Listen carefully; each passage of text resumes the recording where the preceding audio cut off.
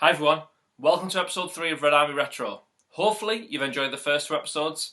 For this episode I'm looking at 2 home shirts released just 2 years apart, talking a little bit about the shirts and talking a little bit about those seasons. 2 very different seasons with very different outcomes and 2 very different looking shirts. Ravanelli tried to get it back to him. Juninho struggling his way through somehow. Ravanelli!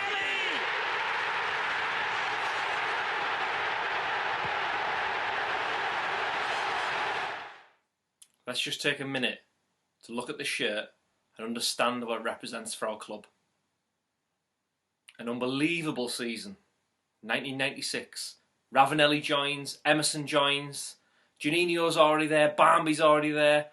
We finish mid-table in the Premier League. We think we're going places. But a shirt tinged with heartbreak. Worn in 2 cup finals. Worn on the day that we got relegated. In one of the most unforgettable seasons in Boro's history. Now, the shirt itself, apart from anything with a white band on, is one of Boro's most iconic. Whether people actually like it or not is a different matter. The shirt itself is completely iconic. If not for Boro being emblazoned right through the centre of the shirt. Now, Area joined a lot of other 90s kit makers with this sort of sublimation, which is where you're printing already into the shirt. So we had Boro on here through the middle, as I've said, and also we had Boro printed all the way down the sleeve. These sorts of shirts don't really come around anymore, probably for good reason, because they are a bit of a 90s throwback, a bit of a nostalgia fest, and that's what we've got with this shirt here.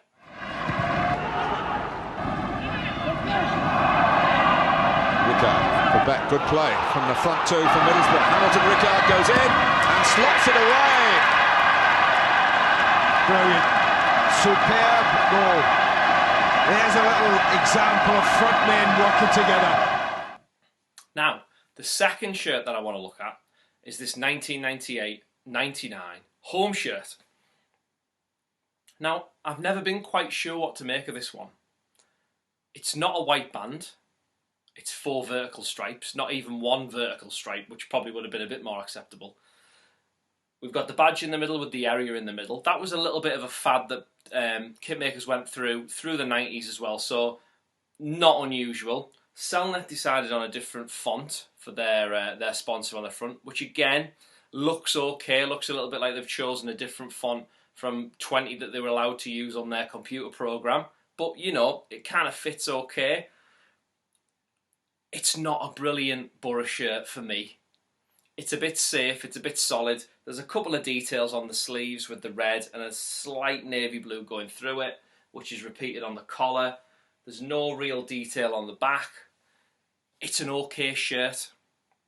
And I think around that time, 1998, okay was probably what we wanted for Boro. We'd just been promoted from the 97-98 season, the first division, where we actually were really good and we had a brilliant kit, and most people probably would have liked to see that kit carry on into the following season. Now this one kind of should have looked a bit more up to date with us being in the Premier League, but didn't really win any prizes for best dressed, if I'm being brutally honest. And when we think about that season, that 98-99 season, it was a very solid season. There was nothing really spectacular in there, but it was a very solid season. One of the reasons why I want to pick those shirts and have a little look at them is the eras that they represent. You've got the 96-97 shirt with its huge Boro down the middle of the shirt, representing a totally different time for the club, having been in the Riverside and having stayed up in the Premier League. We had new players joining.